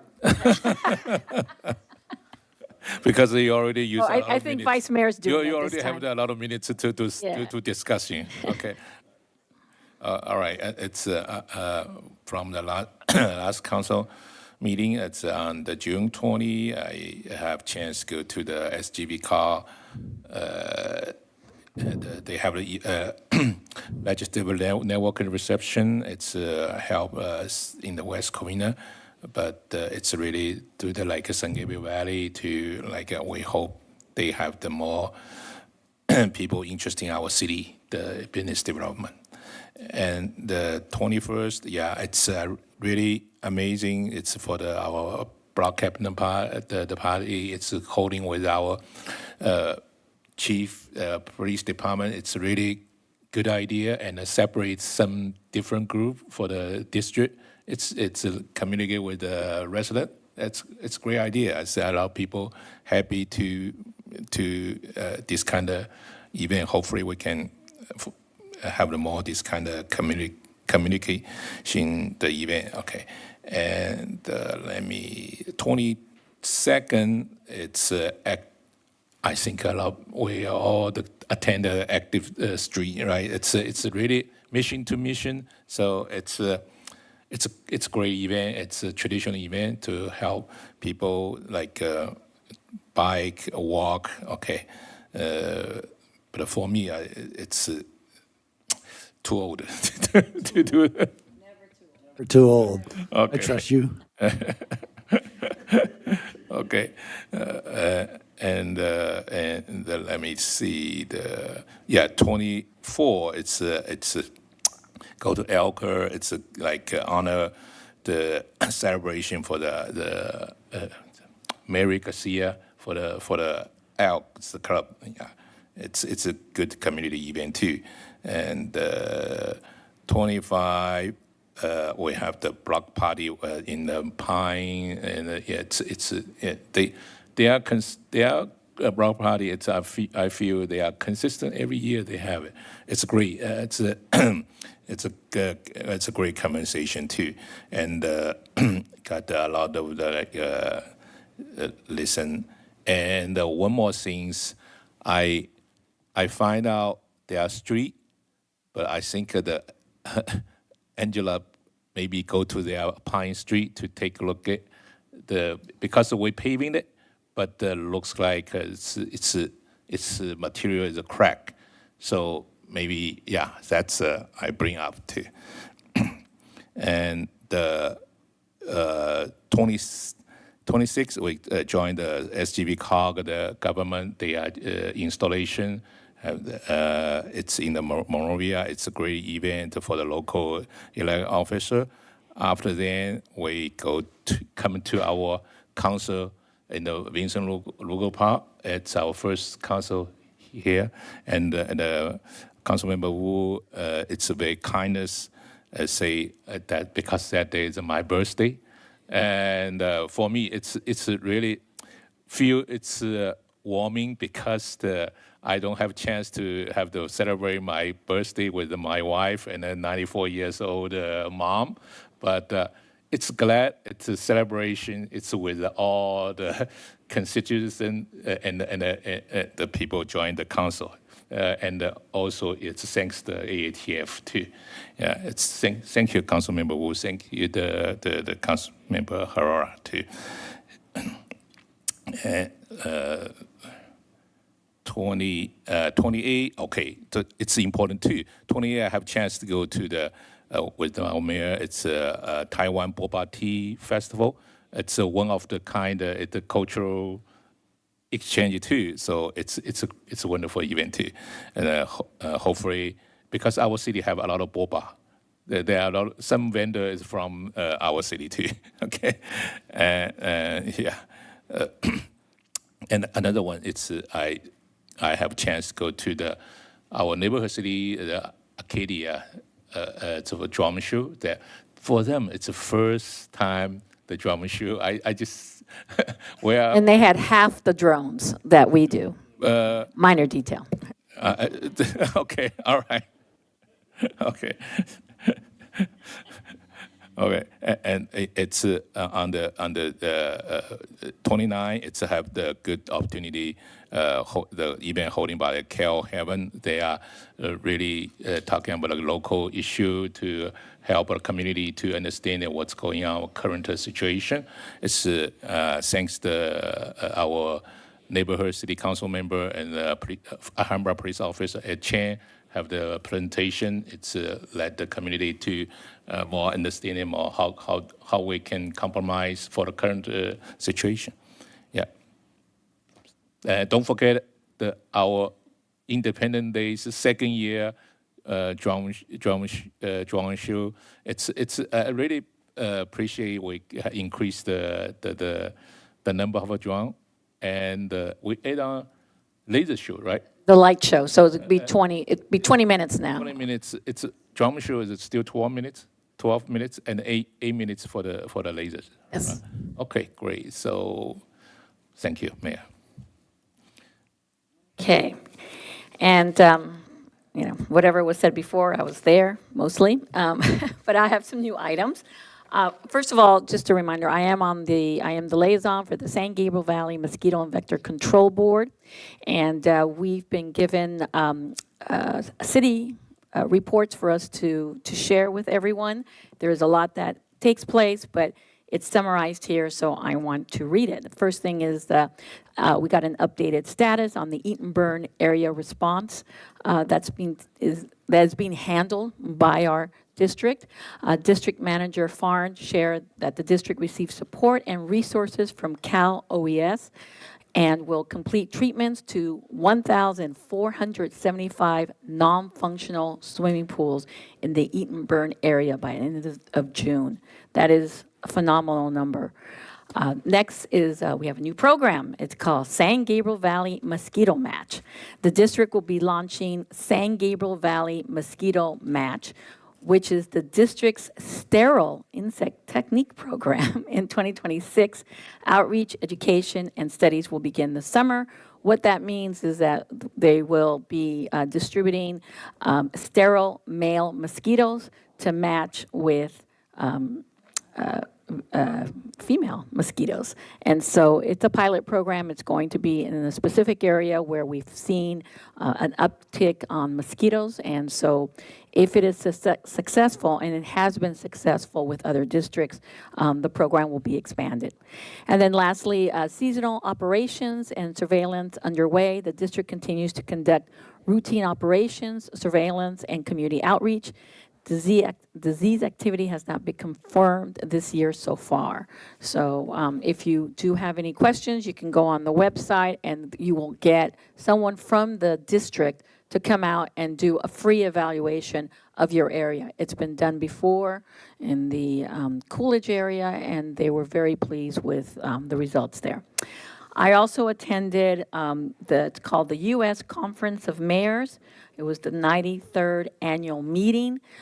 San Gabriel had not been represented for at least the last 5 years. There are two major meetings that take place. One is in January in Washington, D.C., with the snow and the cold. And I selected the one in the summer, which is Tampa, where there's humidity and heat. But I was fortunate enough to attend with Monterey Park Mayor Go. We both agree that it is one of the best conferences we've ever attended. I want to really put in a plug for the mayors to be here, for San Gabriel to attend. Next year we'll be in Long Beach. Won't be as exciting, I guess, but it's still, but it's still, again, I think we need to be there. We had over 200 mayors, plus their staffs, assistants, plus agencies who want to support cities. It was kind of interesting. The mayors got to sit in the front. They all had microphones. We had a desk. And then everyone else got to sit in the back, sitting in chairs. There were more like listeners and observers. And you have to have a population of at least 30,000 in your city. And what we found is no matter how big or small your city is, the issues were very similar. No matter what your political bent was, we all realized as cities we must row together. And kind of unique too was that we actually had 3 mayors from Ukraine. And they were our guests. They were at our sessions. It was very impactful to see them and to hear them. Some of the top issues we talked about was the number one economic issue is affordable housing. Doesn't matter where you're from. And to me, that was kind of sobering. Everyone is reviewing the systems that are causing the barriers. Number one business community issue was workforce talent. All industries, including municipalities, there is a real shortage of good talent out there. And then number one in practically every category was public safety, especially these times. It's very important to keep the trust with our residents, with law enforcement. Also talked about comprehensive mental health treatment. One of the takebacks was that we really should consider, and again, it doesn't matter what the size of your city is, to hire proven organizations to do the heavy lifting. It's an issue that's so complex that it's so hard for cities just to bring in-house.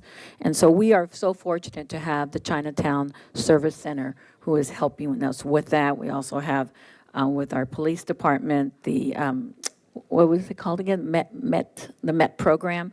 So it is important.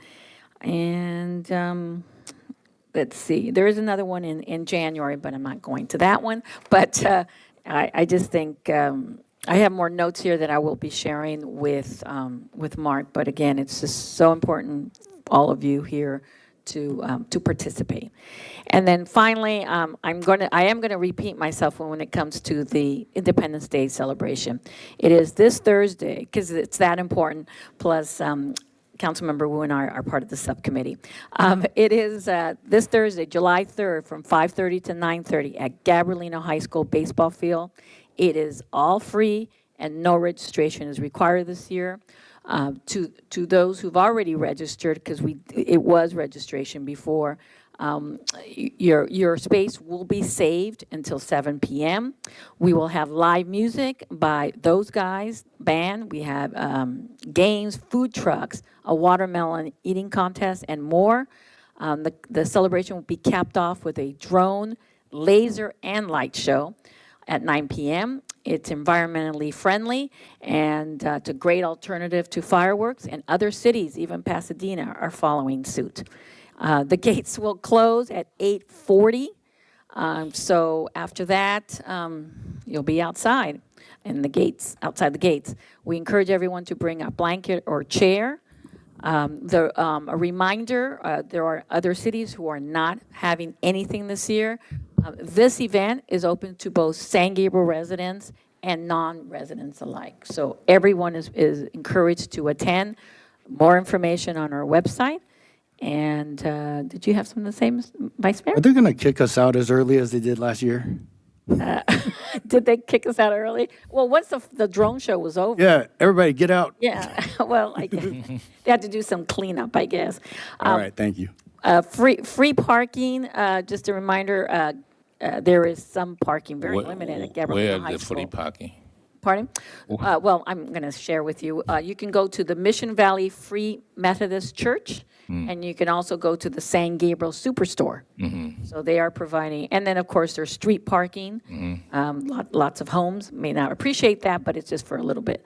So please come out, come support. It's our second annual, and it's very exciting. We're also going to have our outstanding older American, Rick Kahn, that's going to be there. And so that's all I have. I one more want to add on. It's really thanks to Essen. On the 21st. Yes. They have the composite distributor in our city. Yeah, I think. So yeah, you're there, and thanks to our public work department to help too. Yeah. Yes, absolutely. And Athens is our platinum sponsor. Yeah. And the Sheraton is so also our that's why I wanna sponsor. give it to them. A little bit more credit. Yeah. So thank you. So that's all I have for now. The next regular city council meeting will be held on Tuesday, July 15th, 2025 at 6:30. The meeting is adjourned at 8:47. Thank you.